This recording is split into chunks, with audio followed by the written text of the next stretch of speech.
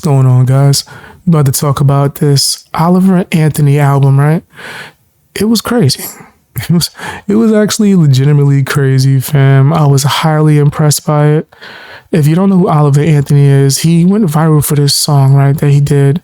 If I'm not mistaken, let me look up the name. I don't want to get it wrong, right? It wasn't I was about to say the small town giant. Hell no. That was Aldine.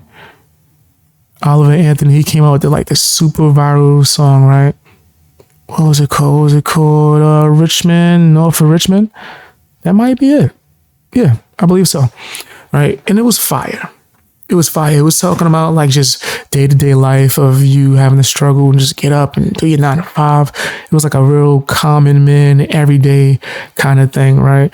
I thought it was amazing. And if you expected that for this new album, then you're going to be extremely happy because that's exactly what I believe you got, right? Let me tell you the name of the new album, man. I'm over here just trying to double check and make sure that I'm getting all the other information correct as well, and looking at my notes, man. But he just put out this new album, and it's called a hymn. I'm making sure I'm pronouncing this damn thing right. Hymnal of Troubled Man's Mind, right?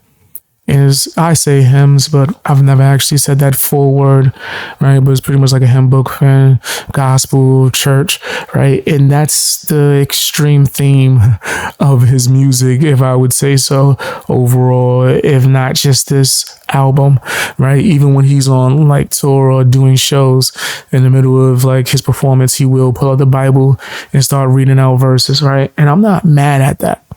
I'm not mad at that at all. You kind of felt the spirit overall throughout the tracks, right? And I enjoyed it, right? I was highly impressed, man. It sounded real soulful, real brother, where art thou, right? Every track was also composed by Oliver himself, right? Composed, written, everything original, right? It's 18 overall tracks. Some of these are like more like prayers and verses and him explaining certain things and giving certain context, right?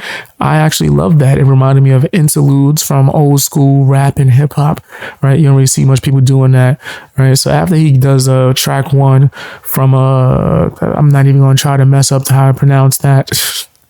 He does this track called Rich Man's Gold, which was fire. It's pretty much like denouncing chasing gold and really finding your happiness elsewhere. You shouldn't try to be like the rich man. You want to be like the rich man, get the rich man gold. You're going to have to deal with rich man problems. And overall, I felt like every track had a certain type of message that was connected to something of a biblical lesson. Maybe even you could say 7 deadly sins. And I thought that was a really amazing aspect of the overall album. I did think that the album, if I had to give it any criticism, any critique, I would say because he produced all the tracks himself, it did have the same sound, right? I would have liked to hear maybe a slight switch up, right? Not saying that I didn't enjoy it, but maybe a track that sounds like slightly different, right? With a different type of beat or a different structure that's not the country soulful church vibe, right?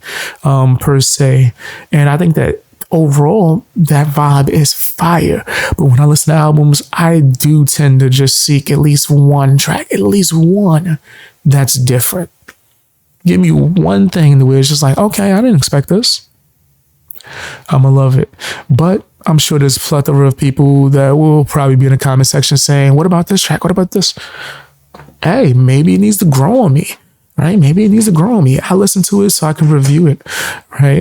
If I listen to it a few more times, and I'm sure that it's gonna stand out or stick out more to me. This album was self-released. Amazing. I love hearing stuff like that.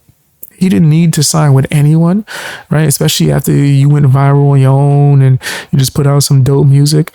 You don't need in any way, shape, or form to sign with anybody. I think that would be a bad move. Labels would just use you, throw you away, toss you away like it's nothing. But overall, yes, this album was country, but it felt more folk to me.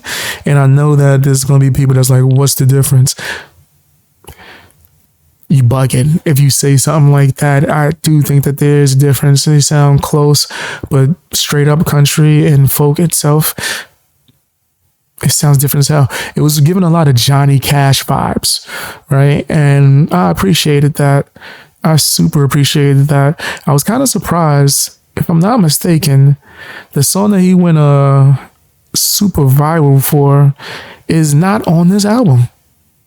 That's how you can tell he's not in the street, guys, because that would have been a sure way to get your album to go like #1 or get on Billboard if you was to include a track that already went #1, right? Already went viral. But because he didn't do that, he cared more about providing a solid project, right, for you, for the Lord, for everyone who's a fan, right? I respect that. You didn't do the easy way. I'm trying to get numbers. He didn't care about none of that. He was like, let me put out this good work. It's going to be just like my performances when I'm just, reading from the, scriptures. I like that. Overall, I was impressed. And I would give the album in total, I would give it a solid 8. I give it an 8. 8 out of 10. I think it was very impressive, man. But what did you think? Did you hear the Oliver Anthony album? What was your favorite track? Put it in the comment section, man. Do you disagree? Do you agree? Let me know. Put it in the comment section, man. Be sure to make some other suggestions for album reviews that you would like to hear.